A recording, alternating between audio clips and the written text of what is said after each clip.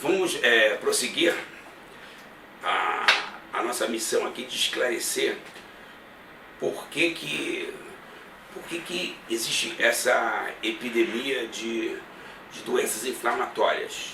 Por exemplo, uma pessoa desenvolve diabetes. Qual é a percepção no passado? Que ela tinha um problema no pâncreas. Hoje, a gente sabe que o próprio pâncreas tem vários tipos de célula. Então, ela teria problema nos pâncreas, normalmente tem problema no fígado, ela tem problema no músculo e tem problema principalmente nas células que guardam e produzem a gordura, que são chamadas dos adipócitos. Elas têm problemas de mudanças funcionais no rim, mas principalmente no intestino. Porque principalmente no intestino nós temos que ficar atentos às doenças inflamatórias. Por quê?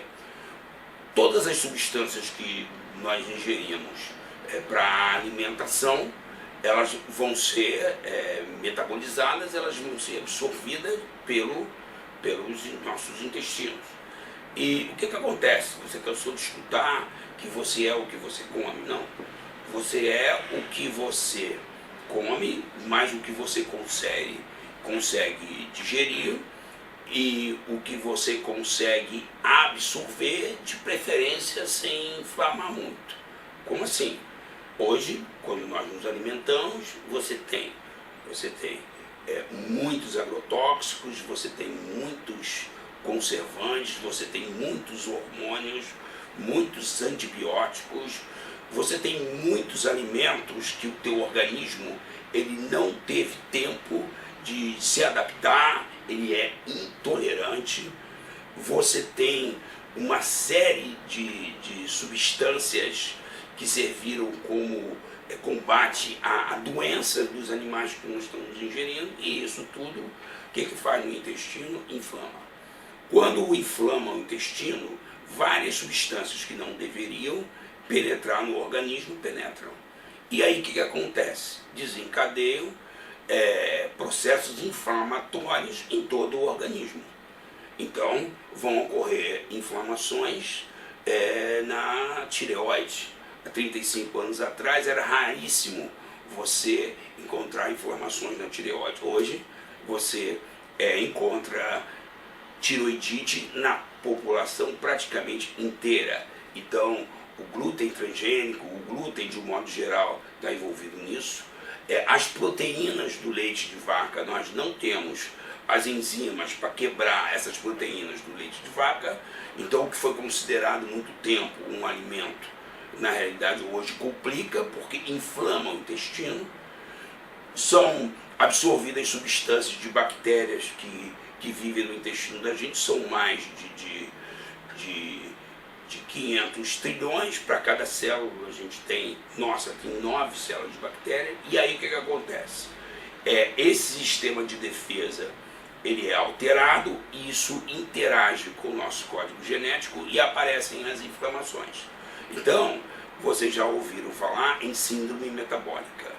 Então, síndrome metabólica justamente resulta dessas inflamações específicas nos órgãos que nós temos, em função desse processo inflamatório. Agora, só os alimentos provocam esse processo epidêmico de inflamação? Não. Vamos pensar no momento que o nosso país está vivendo. O que você encontra nas pessoas? Medo. Muito medo. A sensação de medo, a sensação de não ter controle da própria vida, a associação de ter medo do que vai acontecer no futuro, o que faz? Libera uma química chamada cortisol. O cortisol ele vai atuar numa glândula que fica em cima do rim, chamada suprarrenal, que provoca uma liberação de hormônio chamado cortisol. Esse cortisol ele mexe com os nossos genes, chamados genes de mutantes. O que é gene mutante? Nós temos os genes originais e temos genes que sofreram pequenas alterações. Quando esse cortisol ele está constantemente aumentado na nossa vida em função da sensação de impotência, da sensação de insegurança, da sensação de falta de perspectiva e principalmente da permanente sensação de medo. O que acontece? O nosso genoma, o nosso DNA, ele inflama. Inflamando, você vai inflamar cérebro, você vai inflamar tireoide, você vai inflamar fígado, aí esse mundo de pessoas com gordura no fígado, você vai inflamar pâncreas, vai reinflamar o próprio intestino, vai alterar seus sentimentos, seus comportamentos, seus estados emocionais, sua concentração, sua atenção, sua lucidez. Ou seja, síndrome metabólica é o resultado do desequilíbrio entre o ambiente que nós vivemos e os nossos genes. Usar um medicamento para cada órgão ou um medicamento para vários sistemas é aquela história que nós contamos inicialmente. É você ficar querendo salvar os afogados enquanto tem uma pessoa doidinha jogando os caras no rio. Então, o objetivo desses vídeos é trazer a garotada nova de medicina para focar a saúde, para focar as causas, o diagnóstico, esquecer um pouquinho a doença, esquecer um pouquinho as consequências. Nós chamamos isso medicina de eficácia ou medicina de precisão. Escutem, medicina de precisão. O que é medicina de precisão? É você atuar antes que a pessoa fique doente.